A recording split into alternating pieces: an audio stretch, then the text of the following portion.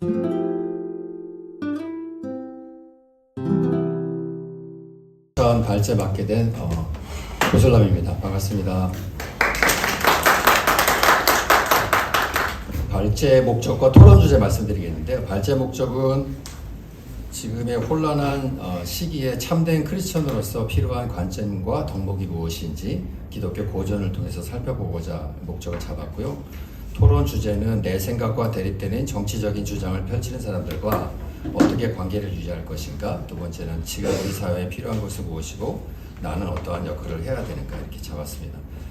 토론 주제가 좀 광범위하고 약간 제가 이게 내놓고 나서도 이걸 바꿔야 되는 게 아니었었나 이런 생각이 들더라고요. 근데 제가 질문은 우매해도 답변을 여러분이 워낙 지혜롭게들 하시니까 괜찮을 거라 생각이 들어서 일단은 질문을 이렇게 유지를 했습니다.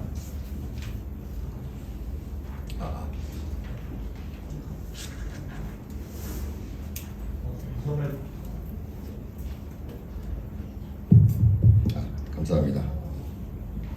주제 성경 말씀을 3개로 정했는데요. 같이 한번 읽겠습니다. 시작. 너희는 먼저 그의 나라와 그의 의를 구하라. 그리하면 이 모든 것을 너희에게 더하시리라. 그러므로 내일 일을 위하여 염려하지 말라. 내일 일은 내일 염려할 것이요 한날 괴로움은 그날에 족하리라. 우리가 우리에게 죄의 짐들을 사하여 준 것 같이 우리의 죄를 사하여 주시고 새 계명을 너희에게 주노니 서로 사랑하라. 내가 너희를 사랑한 것 같이 너희도 사랑하라. 아멘. 오늘은 이제 독서 발제로 준비를 했습니다. C.S. 루이스의 순전한 기독교라는 고전인데요.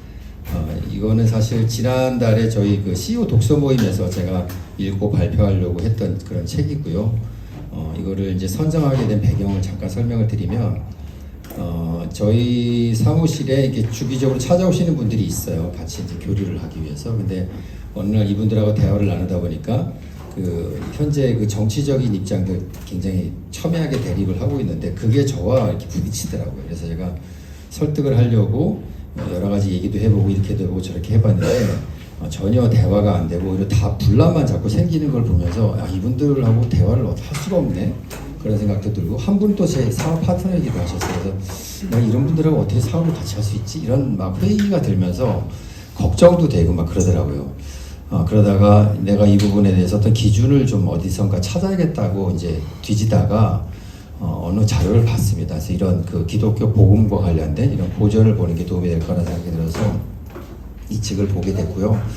당연히 이제 도움을 얻었고, 물론 제가 이제 저랑 의견이 안 맞는 분들하고 이렇게 싸워서 이긴다 이런 관점이 아니라는 건 아시죠? 예, 제가 그분들하고 어떻게 관계를 유지해야 될지, 또 나는 어떤 자세를 가져야 될지를 이렇게 조망하게 되더라고요. 그래서 그거를 지난달에 걸쳐서 이렇게 경험을 했고, 이걸 여러분한테 같이 나눈 것이 그래도 도움이 되지 않을까, 그런 생각으로 준비를 하게 됐습니다.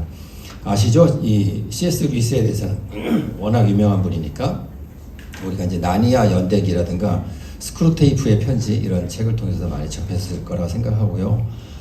이분에 대해서 잠깐 말씀을 드리면 영국 선거의 평신도였고 소설가였고, 그 당대 1차 세계대전, 2차 세계대전을 이렇게 쭉 경험하신 분이고요. 그 가운데서 이제 이런 책을 쓰셨고, 40대 후반에 BBC 방송에서 쭉 본인의 신앙적인 입장을 쭉 이렇게 방송을 통해서 알렸어요. 그러다가 이제 50대 초반에 이 책을 냈다고 돼 있습니다. 그리고 이분의 인생은 거의 싱글로 살다가 50대에 돼서 결혼을 하셨죠. 근데 이제 배우자가 불치병이 걸려서 오래 못 사셨고, 그런 좀 특이한 그런 삶을 사셨던 분이고요. 참고로 말씀드리면 이분에 대한 어떤 기독교적으로 이렇게 의견이 갈리는 부분도 있습니다. 이단 시비도 있는 부분도 있고, 오늘 참고로 알으시면 좋겠고요. 이 책은 크게 1, 2, 3, 4 이렇게 3개의 챕터로 나눠져 있습니다. 근데 이제 책이 내용이 좀 방대해서 다 다룰 수는 없고, 제가 이제 선택한 건 3챕터 그리스도의 행동이라는 부분을 제가 택해서 가지고 왔습니다. 시작하겠습니다. 인간은 이제 2가지 방식으로 잘못될 수 있다고 합니다. 하나는 이제 주변 사람과의 관계에서 망가지는 경우입니다. 개인들이 따로 놀거나 충돌함으로써 서로의 해를 입힌다. 또 속임수를 쓰거나 횡포를 부린다. 이런 이제 관계를 통해서 인간 사회가 망가지는 경우가 있고요. 두 번째는 내면의 문제죠. 내 자신과의 갈등. 그러니까 이 안에 여러 가지 욕구가 있습니다. 뭐 식욕도 있지만 성욕도 있고 뭐 권력욕도 있을 수 있고 그런 여러 가지 욕구가 있는데 이거가 조절이 안 되고 균형이 안 잡힘으로 말미암아 망가지는 경우가 되겠죠. 하나는 그 다른 사람과의 갈등이고요. 하나는 나와의 갈등인데 예를 들어서 이 나와의 갈등 같은 경우는 여기서 나온 예 말고도 술이나 담배나 이런 것도 있을 수 있어요. 도박 이런 것도. 그러니까 이런 거를 적당히 하든가 안 하든가 금해야 되는데 이거를 조절하지 못해서 망가지는 그런 케이스도 있는 거죠.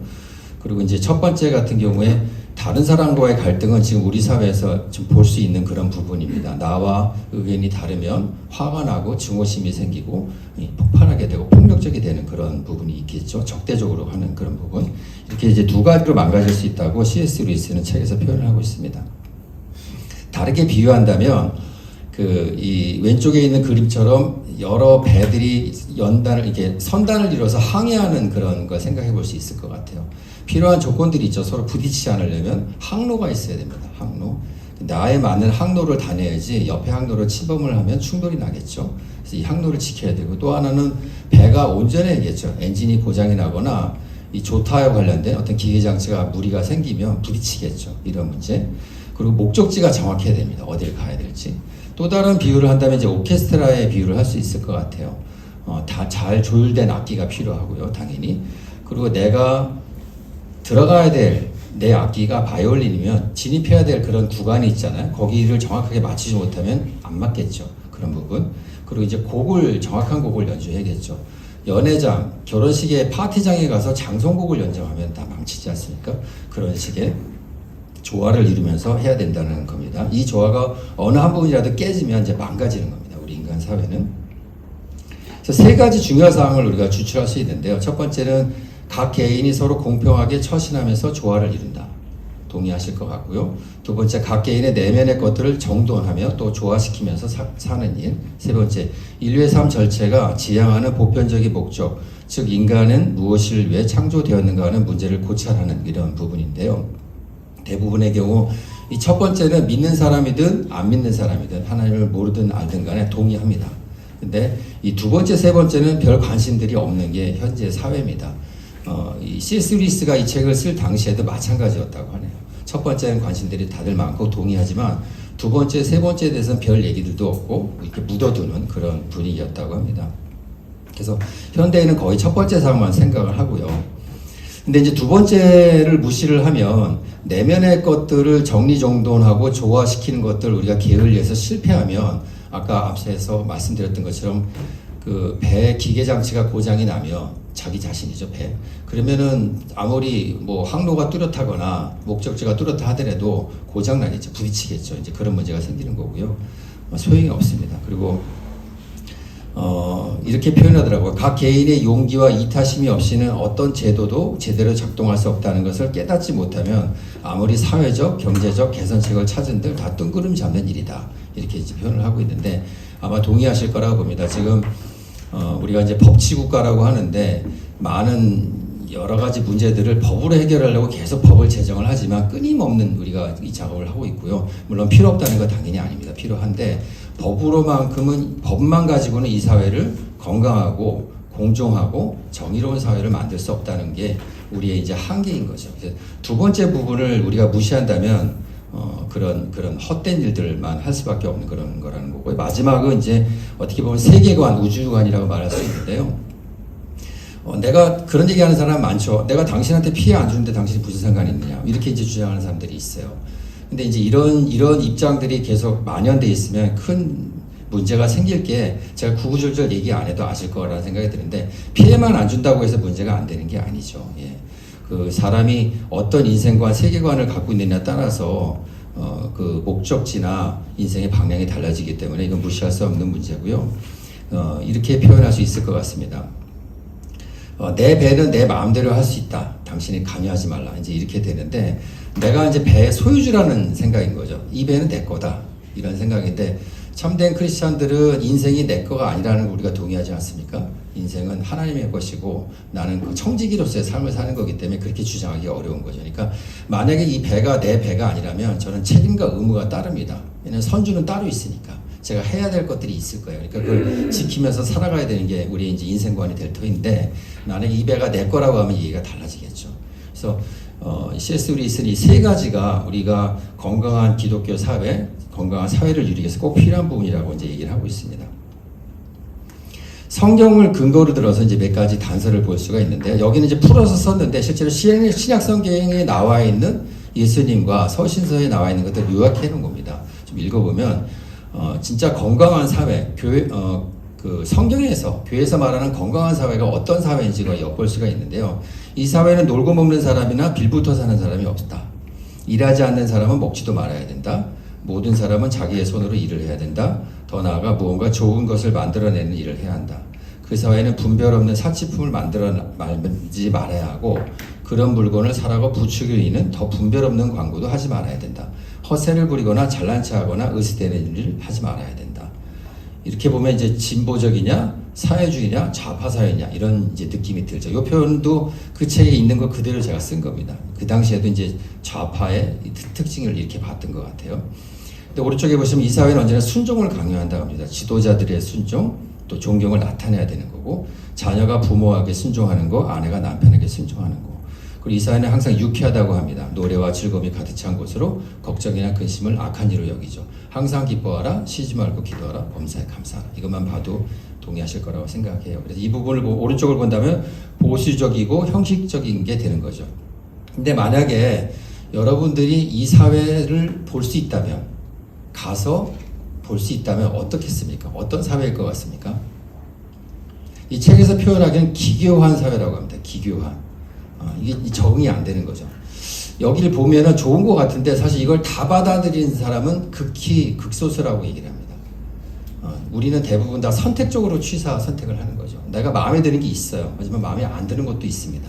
그러니까 이런 사회를 꿈꾼다고 하지만 사실 제 자신은, 저도 마찬가지인데 받아들이기 어렵습니다. 다는 아니죠. 근데 일부분은 내가 취할 수 있어요. 이거는 마음에 들어. 근데 이건 마음에 안 듭니다. 우리의 현실이 이거라는 거죠. 성경에서 이렇게 말을 하고 있는데 우리 각계에는 이걸 받아들이지 못합니다. 여러 가지 이유로 인해서. 그 이유 중에 하나가 우리가 죄인이라는 거죠. 이미 망가져 있기 때문에 내가 잘못된 어떤 가치관으로 이걸 바라보니까, 내 기준으로 바라보니까 다 받아들일 수가 없는 거죠. 그래서 이걸 기교하게 느끼는 거고, acceptable 할 수가 없는 겁니다. 그런 부분을 이제 얘기를 하고 있고요. 결국 우리가 죄로 오염됐기 때문에 이거에 대해서 바라보는 관점이 오염됐다는 게 이제 이 책에서 말하고 있는 부분입니다.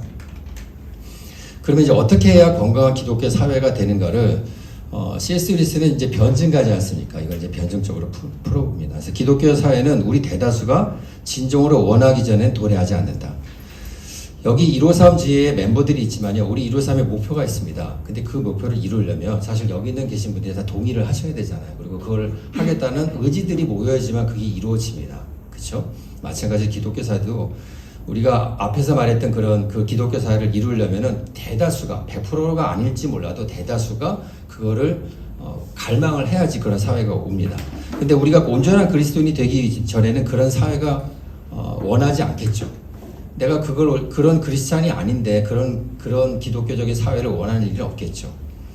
남에게 대접을 받고 싶은 대로 너희도 남을 대접하라는 말은 끊임없이 할 수 있지만 내 이웃을 내 몸과 같이 사랑하게 되기 전까지 그 말을 실천할 수가 없다고 얘기합니다.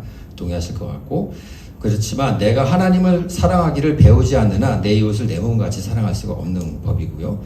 그리고 하나님께 순종하는 법을 배우지 않는 한 그분을 사랑할 수가 없는 게 우리의 모습입니다. 역으로 얘기하면 하나님을 순종을 해야 되는 거죠.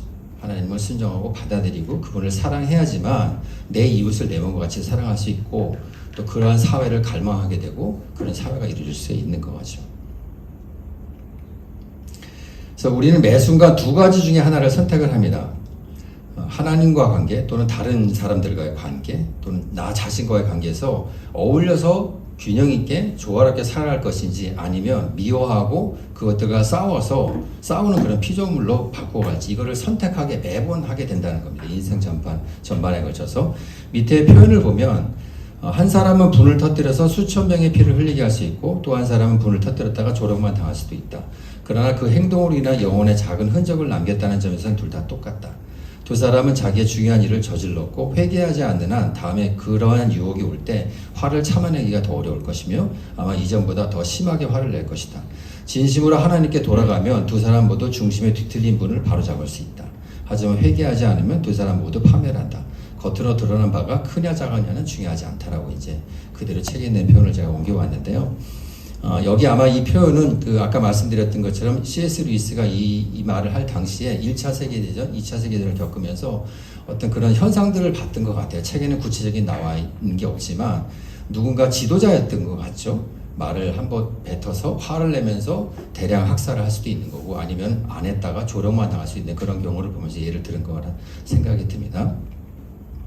저는 이걸 보면서 그 생각이 났어요. 어렸을 때 강가에 물을 흐를 때 기다란 나뭇가지를 들고 이렇게 물줄기를 바꿔본 적 있으십니까?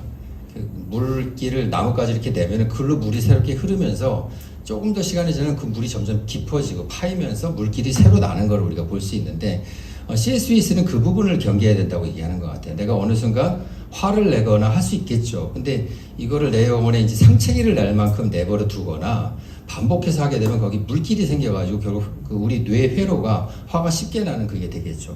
아까는 말씀 안 드렸지만 제가 이 책을 선정하게 된 배경이 아내하고 다툼이 있었습니다. 하루는 제가 저녁에 저녁을 먹고 TV를 보다가 거실로 나와서 아내랑 얘기하다가 제가 화를 막 낸 거예요. 근데 아내가 막 싸우고 있는데 소리를 지르면서 뭐 그렇다고 막 난리가 난 건 아니지만 어쨌든 다투고 있는데 아내가 왜 나 갑자기 이렇게 화를 내냐고 이렇게 그 얘기를 하더라고요. 제가 순간 움찔하면서 내가 왜 이러지라는 생각을 했는데 그때 제가 깨달았어요. 제가 9시 뉴스를 보고 있었습니다. 보다가 화가 나는 거예요. 뉴스 내용들이 왜 거짓말을 할까?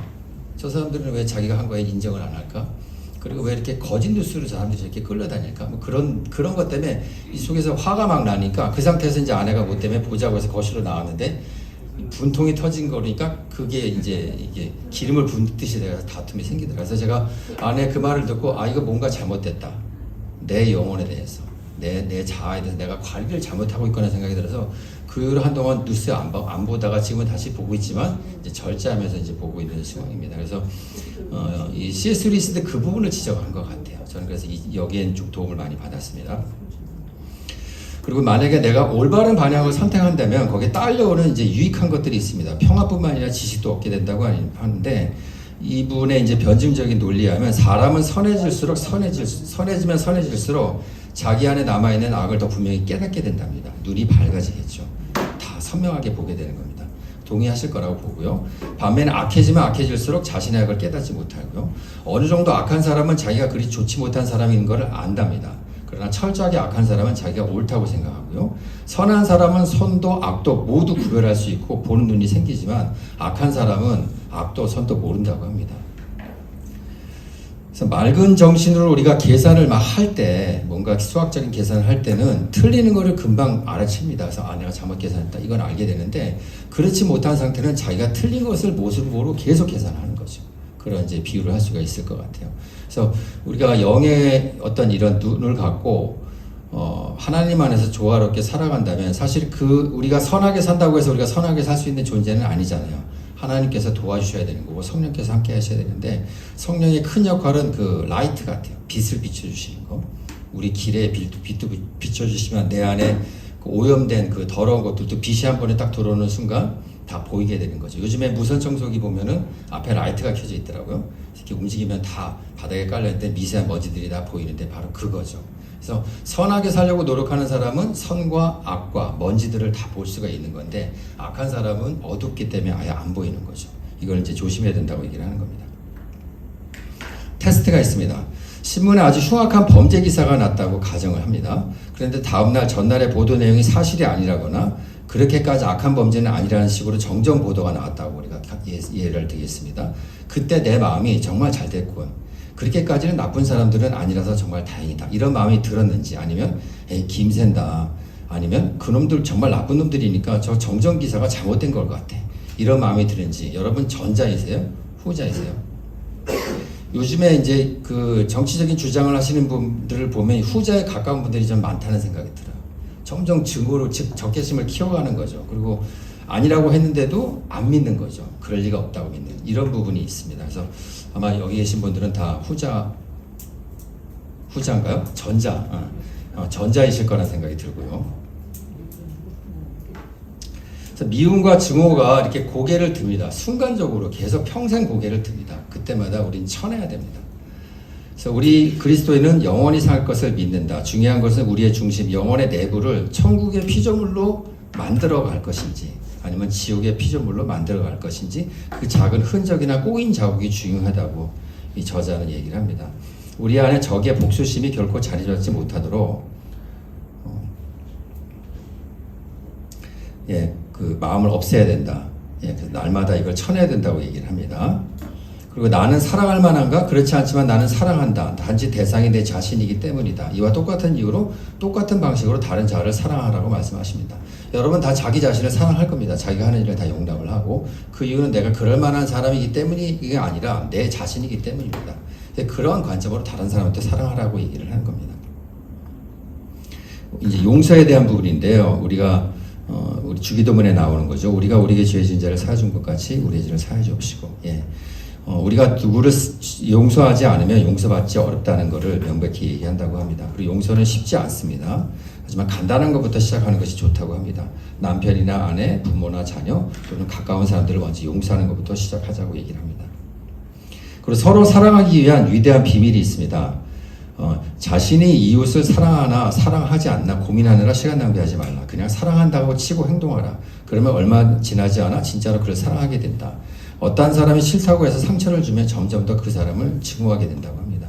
기독교적인 사랑은 아주 냉정해 보이고요. 기계적이고 그 일반적인 우리가 말하는 애정과 아주 구별되는 것처럼 보이짐에도 불구하고 결국 이렇게 하다 보면 애정을 낳는다고 이제 주장을 합니다.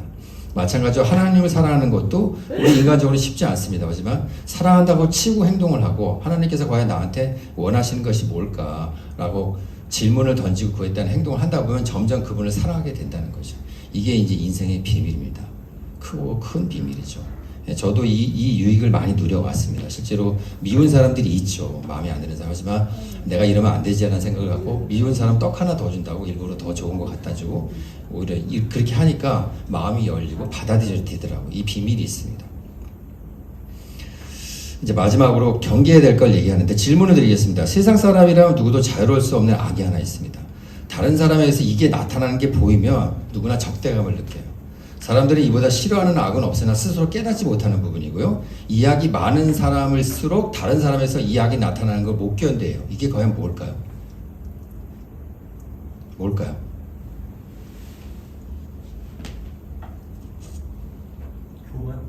교만 맞습니다. 교만입니다. 기독교의 가장 핵심적인 악은, 가장 궁극적인 악은 교만입니다. 악마가 이 교만 때문에 악마가 된 거 아실 거고요. 교만은 다른 사람과 경쟁 관계에 있다고 합니다. 연회장에서 거물기 인사가 나타나면, 그래서 거물 인사인 것처럼 행사를 하면 불쾌감이 느껴지고 거부감이 느껴지는 건 내가 그런 사람이 되고 싶은 것과 충돌한다고 얘기합니다. 교만은 단순히 무언가를 가진 것에 만족하는 것이 아니라 더 가져야만 되는 게 교만입니다.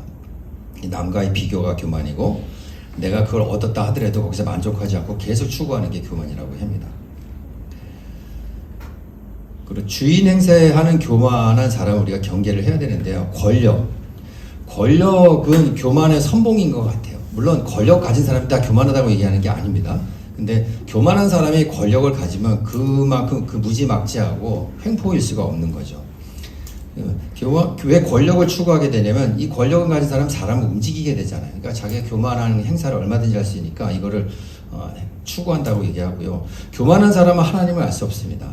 자신이 하나님에 비하여 아무것도 아니라는 점을 모르기 때문에 하나님을 절대 알 수가 없습니다.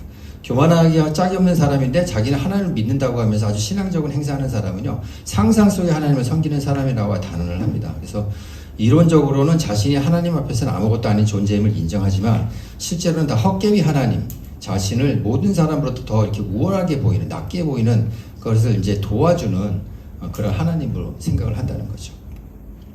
아시겠지만 천사가 왜 사단이 되면 하나님처럼 되려고 했습니다. 내가 산 위에 내 자리를 만들겠다. 저 별 위에 내 별을 만들겠다. 이런 독백도 있고 그 마음 때문에 결국 땅에 떨어진 거지 않습니까? 그 하나님처럼 되려고 했던 자가 사단이고 그 자가 하와한테 접근해서 너 사과가 아니죠. 너 저 금 먹지 말라고 했지. 너 저거 먹으면 하나님처럼 될 거라고 딱 유혹을 했어요. 그러니까 우리가 그걸 먹었죠. 하나님처럼 됐습니까, 우리가? 우리가 먹어서 하나님처럼 됐습니까? 사실 짝퉁 하나님이 됐죠. 내가 하나님이냐 판단하죠. 너 나빠, 너 잘못됐어, 너 좋아. 이걸 내가 판단합니다. 하지만 우리는 그럴 만한 능력이 없습니다. 왜냐면 그 사람 속을 들여다볼 수가 없으니까. 그러니까 짝퉁 하나님인 척 살아가는 게 우리 죄된 인생의 모습인데 그게 사실은 교만에서부터 온 거죠. 하나님처럼 되려고 했던 거죠. 너 선악을 아는 저 먹을 먹으면 너 하나님처럼 될 수 있어. 딱 그 말에 넘어갔는데 속은 겁니다. 그 부분을 지금 얘기하고 있는 거고요. 자, 이제 토론 주제입니다. 말씀드린 것처럼 좀 질문은 우매하지만 여러분들이 지혜롭게 답변해 줄 거라고 보고요. 첫 번째는 내 생각과 대립되는 정치적인 주장을 펼치는 사람들과 어떻게 관계를 유지할 것인가, 우리 사회에서 꼭 필요한 것은 무엇이고 나는 어떠한 역할을 해야 하는가, 이 두 가지를 가지고 토론을 하도록 하겠습니다. 관리를 왜 안 했냐고 하는 말씀하시는 분도 있더라고요. 배려도 되게 중요한 것 같은데 이게 다는 아니니까 여러분의 나름대로 그 원리를 찾아서 적용하시면 좋을 것 같고요. 제가 생각한 첫 번째 원리는 책임의 원리를 적용을 해야 되겠다. 하나님의 자녀로서 세상의 빛과 소금의 역할을 지속적으로 해나가야 한다. 이는 옆에 있는 주변 사람과의 관계뿐만이 아니라 내 자신과에도 마찬가지다 라고 이제 저는 인생에 대해서 책임을 져야 되는 걸 생각을 해봤고요. 신뢰 원리, 거짓을 멀리하고 거짓을 말하는 자들과 손잡지 말아야 하며 정직한 이들이 우리 사회의 지도자가 되도록 기준을 세워야 한다라고 저는 생각을 했습니다. 마지막으로 그 생각이 들었습니다. 우리 몸을 건강하게 유지하기 위해서는 이 장이 되게 중요한데 제가 알기로는 이 장에는 균이 되게 많습니다. 어마어마한 균이 있는데 유해균과 무해균으로 나누잖아요. 근데 우리가 인스턴트 음식을 먹거나 몸을 관리를 잘 안 하면 유해균이 막 증식해가지고 장을 망가뜨리고 몸을 망가뜨린다고 합니다. 장이 뇌에까지도 영향을 미치잖아요. 우리 인생은 그런 것 같아요. 우리가 어떻게 관리하냐에 따라서 내 몸에 이 균들이 다양한 균을 내가 조절할 수가 있는데 이 유해균을 없앨 수는 없는 것 같아요. 항상 공존하는 것 같습니다. 이 부분을. 그러니까 이걸 근데 내가 관리를 잘못해서 증식하게 만들어져서 나의 몸을 해치게 되면 그건 나의 잘못이겠죠. 그런 관점에서 우리가 사회도 인정하고 포용해야 되는 부분이 있는데 그게 너무 증식해가지고 커지게 되면 우리 사회의 잘못인 거죠. 그러니까 그런 부분은 우리가 적절하게 통제한다고 할까요? 건강을 위해서 관리를 해야 되는 게 맞지 않을까? 그런 생각이 좀 들었습니다. 네, 이상으로 마치겠습니다. 감사합니다.